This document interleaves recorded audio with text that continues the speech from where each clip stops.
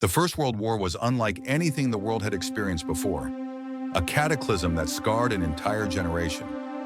Millions of young men were killed, wounded, or left psychologically shattered by the relentless brutality of modern warfare. From the trenches of Flanders to the deserts of Africa and the waters of the South Atlantic, the conflict knew no boundaries.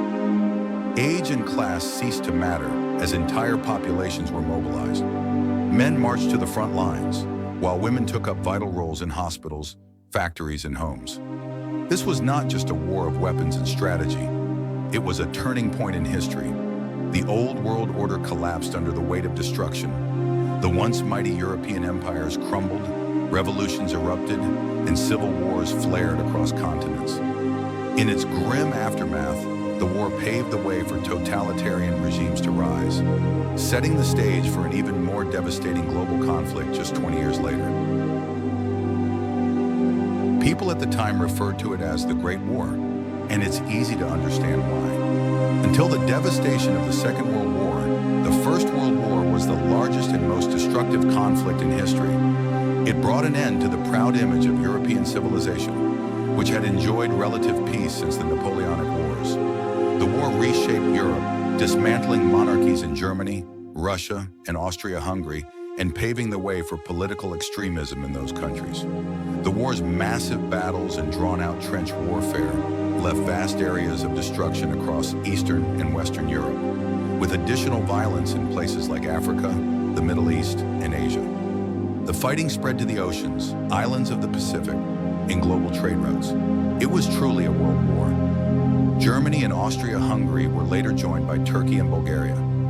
On the opposing side, the Allies, initially France, Britain, and Russia, gained new members including Japan, Italy, Portugal, Romania, Greece, and eventually the United States. Many nations in South America also joined the Allies by the end of the war. Serbia and Belgium were among the first to be invaded by the Central Powers. Many of the fighting nations had colonies, which contributed both troops and resources. Soldiers from Africa, Asia, and the Pacific fought in Europe. Australians and New Zealanders were notable in battles like Gallipoli. Indian, Canadian, South African, and Russian troops also served on the Western Front, which even saw the arrival of a large Portuguese force. The war had deep social effects. Millions of men were drawn into military service, including both very young and elderly soldiers. For example, the youngest British casualty was just 14 years old, while one of the oldest was 68. Industry was transformed to support the war effort, creating new job opportunities, especially for women. Civilian life was also impacted. Naval blockades caused widespread food shortages in Central Power countries, and early forms of aerial bombing added to the misery. Though it's difficult to measure the full human cost, historians estimate around 13 million soldiers died. Major countries each suffered massive losses.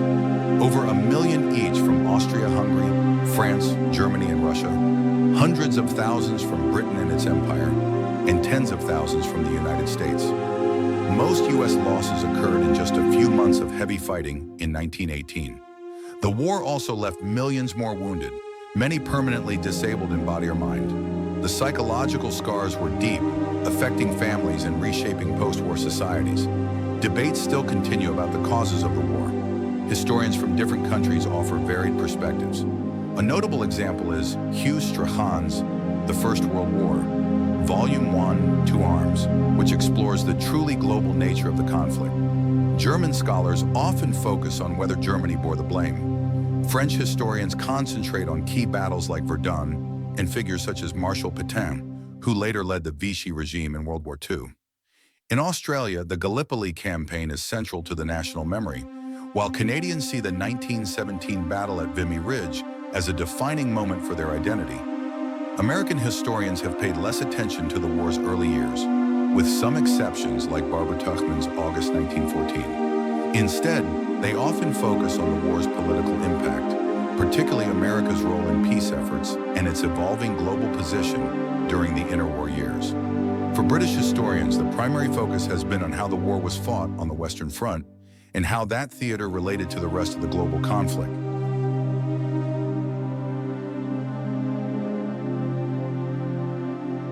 In the immediate aftermath of the war, British military leadership was rarely criticized.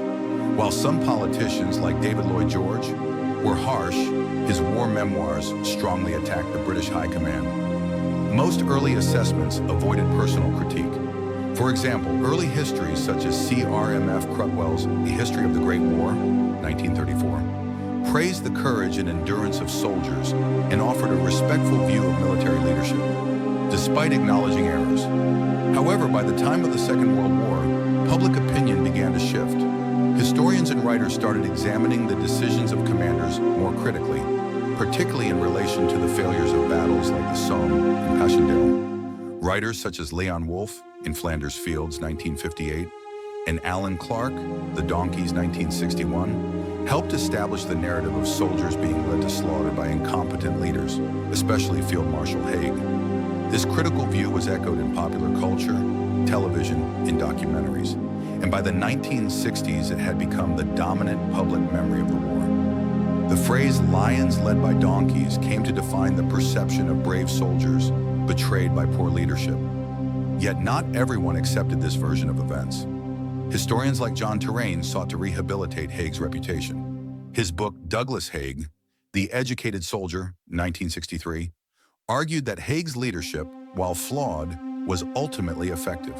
Terraine emphasized that Haig learned from experience and led the British Army to victory in 1918. Later works, such as Gary Sheffield's Forgotten Victory, continued this line, suggesting Haig was unfairly blamed and that the war effort had more complexity than critics acknowledged. These more sympathetic perspectives highlighted the difficulty of commanding in an unprecedented kind of warfare and tried to balance criticism with recognition of the enormous logistical and strategic challenges. They pointed out that blaming individuals like Haig for the war's horror ignored broader issues such as outdated tactics, industrial-scale killing, and the slow adaptation to modern warfare.